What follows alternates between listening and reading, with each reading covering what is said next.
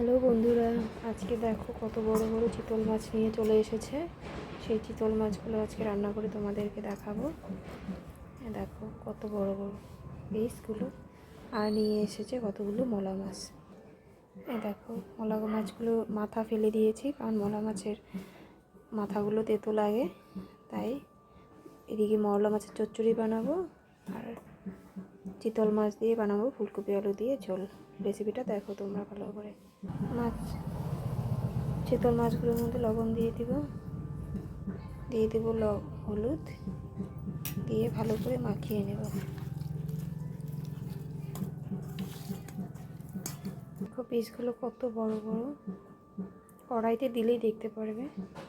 কড়াইয়ের তেল গরম হয়ে গেছে, এখন মাছ একে একে ছেড়ে দেব।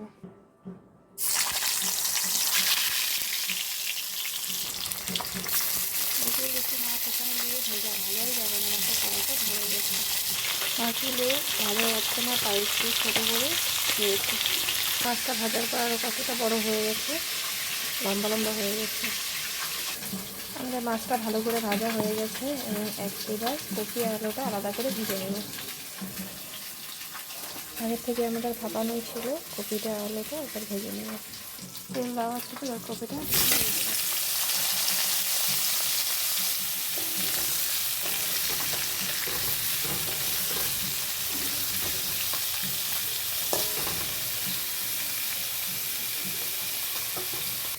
কপিটা সুন্দর করে ভাজা হয়ে গেছে। এবার একে একে আলুটাও ভেজে নেব।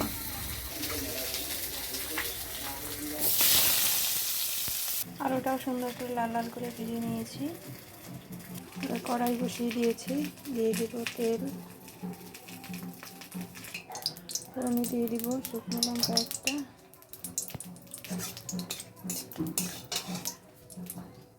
দিয়ে দিব গোটা জিরে, দিয়ে দিব গোটা গরম মশলা। এবার এটাকে নাড়াচাড়া করে নেব। যখন একটু ভাজা ভাজা হয়ে যাবে তখন তাতে এবার দিয়ে দেবো একটা টমেটো পেস্ট। যখন টমেটোটা একটু ভাজা ভাজা হয়ে যাবে তখন দিয়ে দিব মশলা। টমেটোটা দিলে কালারটা অনেকটা লাল সুন্দর হয়, লঙ্কাগুলো না দিলেও চলে। এবার এতে বাটিতে এতে মশলা বাটা আছে, জিরে, লঙ্কা, আদা, ধনে, এবার দিয়ে দিব।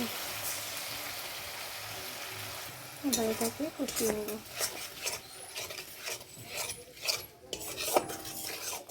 দেখো এখানে আমি লঙ্কার গুঁড়ো ব্যবহার করিনি, তাও কালারটা কত সুন্দর এসেছে। দিয়ে দিলাম পরিমাণ মতো লবণ, দিয়ে দিলাম পরিমাণ মতো হলুদ। এবার এটা ভালো করে কষিয়ে নেব। যখন কিছুটা কষানো হয়ে যাবে তারপর তাতে আলু এবং ফুলকপিটা দিয়ে দেব। এবার আগে থেকে ভেজে রাখা ফুলকপি আলুগুলো দিয়ে দেব।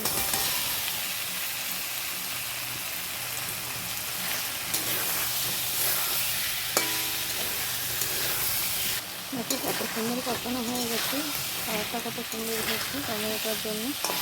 এবার আমাদের কষানো হয়ে গেছে, জল দিয়ে দেব।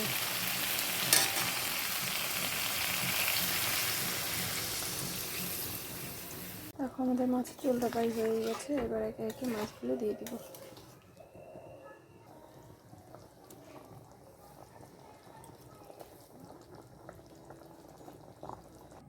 এই দেখো আমাদের চিতল মাছের ঝোল রেডি।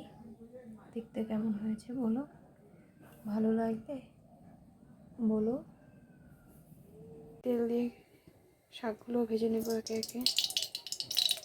শুকনো লঙ্কা দিয়ে দেবো, আদা থেতো করা ছিল সেই আদাটাও দিয়ে দেবো।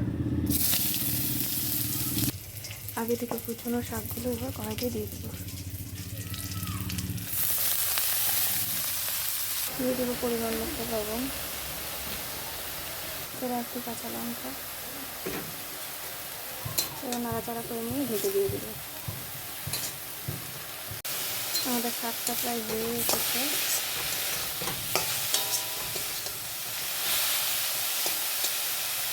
আমাদের শাকটাও হয়ে গেছে, বাকি রয়েছে মৌরলা মাছের চচ্চড়ি করার জন্য। তার জন্য মৌরলা মাছগুলো নিয়ে নিব।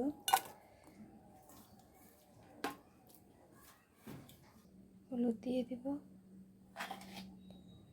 লবণ দিয়ে দেব, এবার মেখে নেব। কড়াইতে আগেই তেল দেওয়া ছিল, তেলটা প্রায় গরম হয়ে গেছে। এবার মাছগুলো একে একে দিয়ে দেবো। দেখো মাছগুলো সুন্দর করে ভাজা হয়ে গেছে। দিয়ে দেবো গোটা জিরে, কুচনো পেঁয়াজটা দিয়ে দেবো।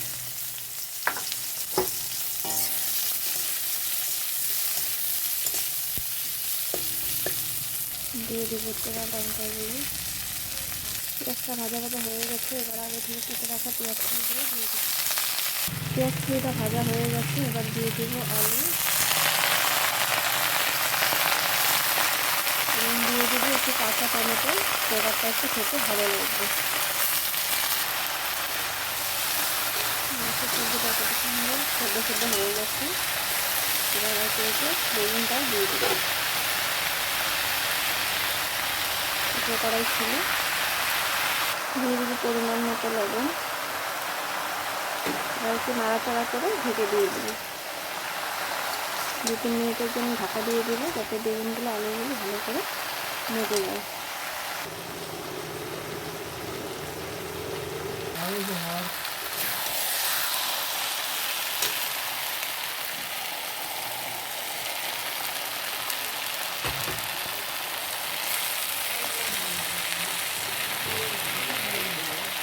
দেখো আমাদের মৌরলা মাছের চচ্চড়ি রেডি। যদি তোমাদের ভালো লেগে থাকে তাহলে লাইক শেয়ার কমেন্ট করে দিও। এই 3টি রান্না যদি ভালো লেগে থাকে, টাটা বাই বাই, এবং একটি করে সাবস্ক্রাইব করে দিও। বুড়া মাইনসে ধরছে ওরে, বুড়া মাইনসে ধরছে, বুড়া মানে পুইরা বুড়ায় ধরছে ওরে।